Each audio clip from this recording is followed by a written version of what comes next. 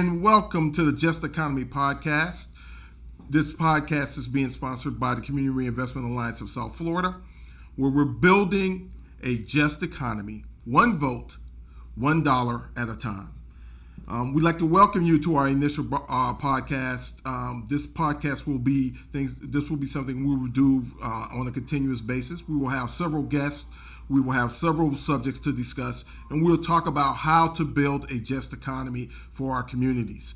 We're looking forward to having you all be a part of it, and we're looking forward to have you as guests as well to talk about your different projects and programs as we build a just economy here in our community. Today, we have a very special first guest. He is the founder of the Community Reinvestment Alliance of South Florida. He's the founder of several organizations. He spent about 20 years down here in South Florida helping us to build a just economy, helping us to become community advocates, and helping us to build a better economy for all. And his name is Mr. Arden Shank, our founder and past chair of the board. Thank you, Mr. Shank, and thank you so much for joining us today. Thank you, Cornell. Great to be here with you.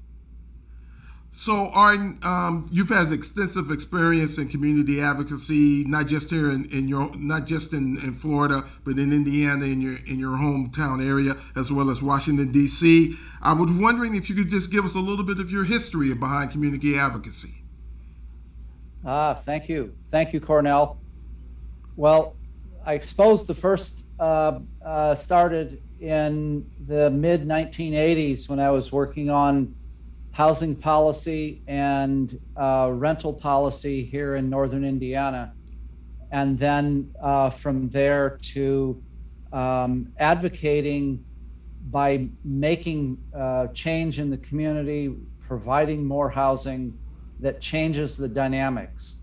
But then, of course, in South Florida, working at Neighborhood Housing Services of South Florida and changing neighborhood dynamics there with new housing, and working with South Florida Community Development as one of the co-founders to advocate for change and in Miami-Dade, and then with our organization, the Community Reinvestment Alliance of South Florida, to really begin looking at all those financial policies kind of behind the scenes that shape what we can do as we change neighborhoods and improve people's lives. Thank you, Arden. And we were so grateful to have you down here for the little bit of time we had you here. We hated to see you leave, but we know how important it is to go home. But you've left some great leaders here, and you've left a grand legacy on South Florida. So we're going to talk about the Community Reinvestment Act today and do a little intro to folks on the Community Reinvestment Act and get your thoughts on the Community Reinvestment Act, better known as CRA. For those who didn't know, the Community Reinvestment Act is a law that was enacted in 1977, and it requires the financial institutions, i.e. the banks, to reinvest in low to moderate income communities where they have branches.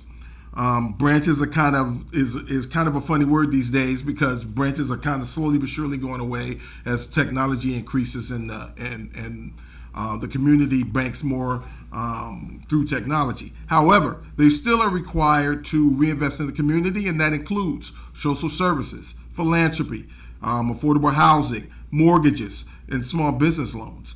So they're required to do that. Now, there are reasons why this law was enacted. Especially after World War II, when the military was integrated, and soldiers came home from World War II, they came home with something called the GI Bill. And most of those soldiers, the first thing they would do is invest in buying a home, because in this country, wealth is based on owning property. That's where it starts, and that's where you build according to the traditions and customs of this country. So actually what happened was as these GIs came home, and in certain areas, African American areas that were segregated parts of towns and cities, they would actually put a map on the table, draw a red line around that around those African American areas, and they wouldn't make loans, mortgage loans. They didn't do small business loans. They didn't do philanthropy. They didn't do any social services in those areas. And that became known as redlining, and that was a common practice for a very, very long time, from the 40s all the way and beyond, all the way into when this law was enacted in 1977. And that's what brought about this law in order to encourage investment and stop discrimination and segregation of those particular areas.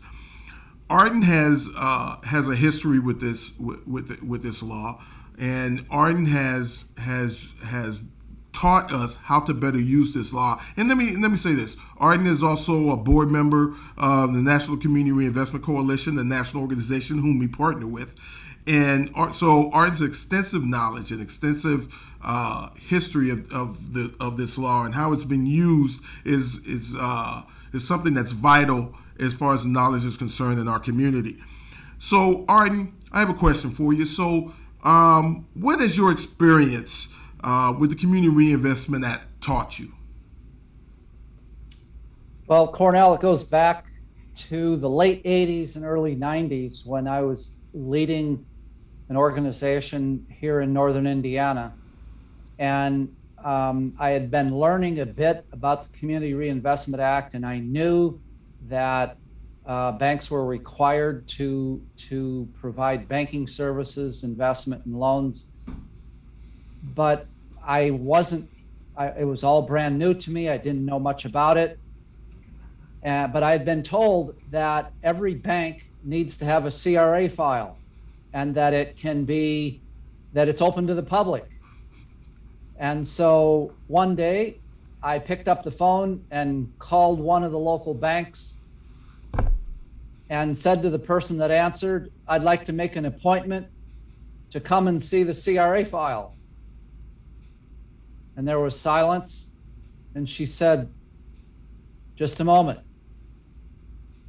And then she came back and said, "Somebody will call you in a little bit." Well, clearly she didn't have any idea what a CRA file was. And so within the hour, the president of the bank called me and we had a conversation. And I talked with him about how we can increase the bank's investment in the community and with my organization then. So that was the beginning, 30 some years ago. And I learned from that encounter and other ones like it that there's not anything to be afraid of when we advocate for directly with banks and have conversations with banking leaders to encourage them to do more in the communities where that's within their geographic area. In more recent years in South Florida, there were times when I had a contract for a line of credit or an investment from a bank. At the same time, I was writing a letter to that bank's regulatory agency.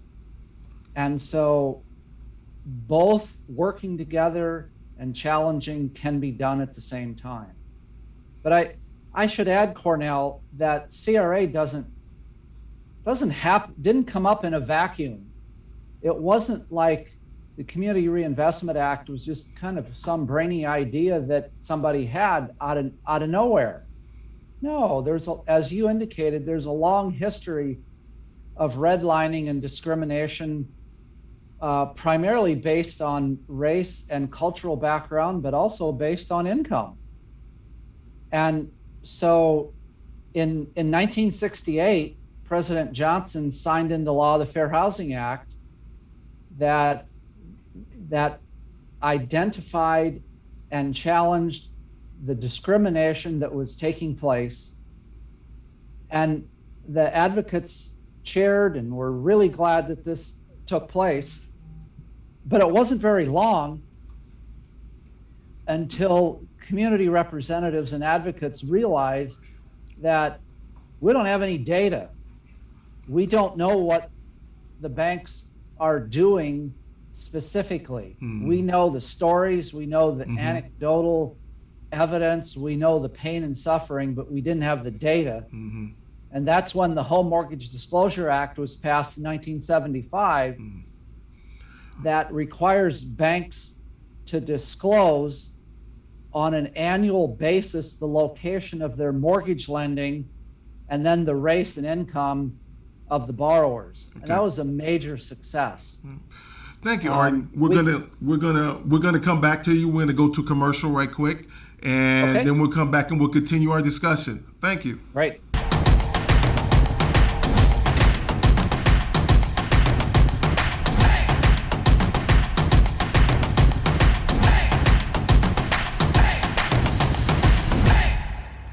So, Arden, and we're back. Arden, thank you so much for your insight on the HMDA. I think a lot of people don't understand how important HMDA is and how that has influenced how the banks do business and influenced how the community responds. I think that's key. So I want to ask you about how banks are examined and the bank examinations and the regulators. And you talked about going and seeing this and looking and asking your bank for the Community Reinvestment Act report. So could you discuss a little bit the bank regulators as well as examinations? Right. So there are three, on the federal level, there are three banking regulators. The OCC, that is the Office of the Comptroller of the Currency, the FDIC, Federal Deposit Insurance Corporation, and then the Federal Reserve. And those three entities work together to regulate all of the banks in this country, because the CRA is kind of an idea without legs, so to speak, without the regulation, because the act itself is really, really brief. And basically it says that financial institutions, or more specifically banks, because not all financial institutions are covered, which we'll get to later, that banks have a continuing and affirmative obligation to help meet the credit needs of their local communities in which they are chartered. That's it. That's it, Cornell. That's all there is. Really, really simple. And so that hasn't changed since 1977. What has changed is the regulatory environment. But even that hasn't changed for 26 years. The last update of the regulatory environment and how things are actually done with the exams is 26 years old. It was last done in 1995. So that's a crucial issue that is needed to bring things up to date for where we're at. But before getting into some more detail, when banks are reviewed, they're given a rating, and it can be outstanding. That's the top one, and that's where most of them land. Satisfactory. The third one is needs to improve. And the fourth and bottom one is substantial non-compliance. And those last two, needs to improve and substantial non-compliance, are considered failing, that the bank failed their exam from the standpoint of the regulators. And that can result then in delays or denials of mergers, acquisitions, and expansion of services. And so this whole process is essential in making public what's going on with banks. And it doesn't matter whether they're a small bank in South Florida with 5 branches, or whether they're one of the large national banks that we know about. So it's really important that this be done, and as advocates, both from CRASF and from the National Community Reinvestment Coalition, we really want the 3 agencies to work together. Sometimes they're off on different tracks, and that's been happening a bit over the last few years, but now there's an encouraging environment where the 3 regulatory agencies may begin to work together in updating the regulatory rules and standards for how things are done. So, Arden, let's say I put you in charge of the Community Reinvestment Act and regulation, and I made you the man for a couple of weeks, and you can make changes. What would those changes be? Well, in the testing environment of the regulation now, there's 3 different tests. One's the lending test, primarily for mortgages, but somewhat for small business, investment, and then the third one is the service test. And for some folks, that's what they see the most from banking, other than a mortgage loan. For me, if I could have that 2 weeks to make a whole bunch of changes, the first one would be to expand CRA beyond state and nationally chartered banks to include credit unions, more standalone mortgage companies. Yes. Often a bank will have a mortgage company that they own, but I'm talking about standalone banks, investment banks, and fintechs. Right now, all of these entities are working in the lending and investment world without the regulatory environment around them. Credit unions are a little different because the National Credit Union Administration does do some things that's in terms of regulation, but it's not near as comprehensive as what the CRA would be. So that'd be number one. Another one that has changed with the growth of internet banking and being able to have a loan officer in another community or another state outside of the immediate geographic area where the bank has branches. And that is expanding or redefining the assessment area for each bank. Each bank defines an assessment area, which is basically where their branches are. But some banks are doing what's called substantial business, that is mortgage lending, in communities hundreds and hundreds and maybe even thousands of miles away from the outside edge of their assessment area. And that really needs to change so that the assessment area includes any area where the bank conducts substantial business. So those are 2 big ones. I can keep going if you want me to. Give me one more, and then we're going to go to commercial. Give me one more. I'm giving you all the power now. You have all the power. The third one I would mention is that community benefits agreements need to play a larger role. And of course, as you know, we have been involved in several of those community benefits agreements, but it's completely and totally voluntary. There is a requirement to include some community participation, but it's pretty thin and sometimes hard to see. And so I would really want to have the community benefits agreements play a much stronger central role. I totally agree, and that's something that we, as the Community Reinvestment Alliance of South Florida, we are working towards advocating with our partner, our national partner, the National Community Reinvestment Coalition, or since NCRC. We're looking at working with them on trying to advocate for the community benefits agreements. The NCRC has initiated or had community benefits agreements with several banks totaling over $350 million. We have been a part of 6 of those, the Community Reinvestment Alliance of South Florida. We have been a part of 6 of those, totaling over $150 billion.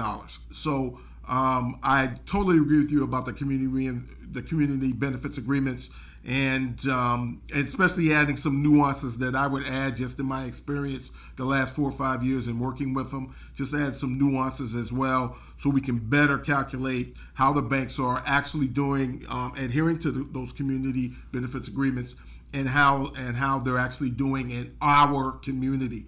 I'd love to have them drill down and give me numbers of what they're doing in this community. What are they doing in South Florida?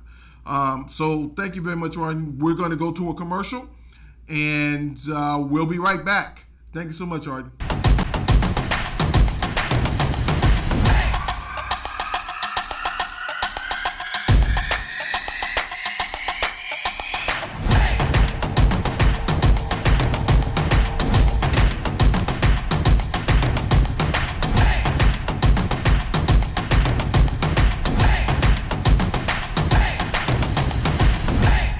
And welcome back. Thank you very much for coming back to the Just Economy podcast, building a just economy, $1 one vote at a time. And we're with our guest, Mr. Arden Shank, founder and and the initial board president and past board president of the Community Reinvestment Alliance of South Florida. Thank you again, Arden, for joining us today. So I wanted to move on to the National Community Reinvestment Coalition. They are our national partner, and I would love for you to give us just a little bit of their history and your role in that. Thank you, Cornell. It was probably about 2009 when I invited John Taylor, the founder and former CEO of NCRC, to come and speak in Miami. And he said, I'd be happy to come, but I'd like something in return. and that is, he said, we've had real difficulty getting any footing in Florida to bring neighborhoods and communities and nonprofits together to work with banks in increasing the role of banks in lending and investment in many of the communities, and making credit available. And so things began to evolve, and in 2013 I joined the board of NCRC, and then by 2015 we opened the door, so to speak, of the Community Reinvestment Alliance of South Florida, with you and our other colleagues on the board. It's been great to see the development and the amount of training and education that has come so far. And we definitely thank you for doing that, Arden. It is so important that we educate the community and provide those partnerships and collaborations between the nonprofits, government, corporations, and the banks. So I have to ask, why did you think it was necessary to actually found our organization, and what was your mindset when you first decided to start it? Well, even though I have founded several organizations, I'm really cautious and want to make sure that it's needed. And so I looked for another organization to lodge the CRA advocacy and financial justice work, and wasn't able to find something that really worked. And so that was the initial basis of CRASF. at beginning. And as you know from your role after being on the board for a year and then becoming executive director, so many of our nonprofit colleagues have never heard of the Community Reinvestment Act and how it requires banks, that affirmative obligation as the law reads, to be involved in making credit more available in those communities.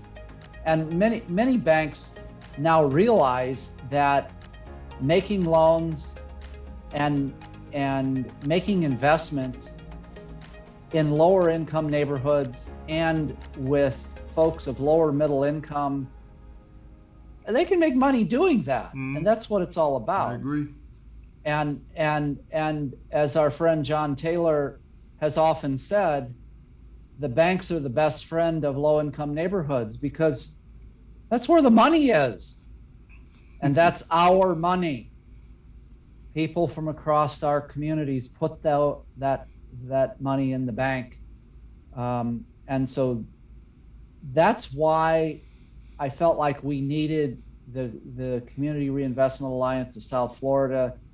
And we chose the three counties of Miami-Dade, Broward, and Palm Beach because it is a large metro area that is the kind of basics of a geographic area for a bank, whether it's a small bank with a few branches or one of the very large banks. They're in more than one county. Yeah. So that's the background.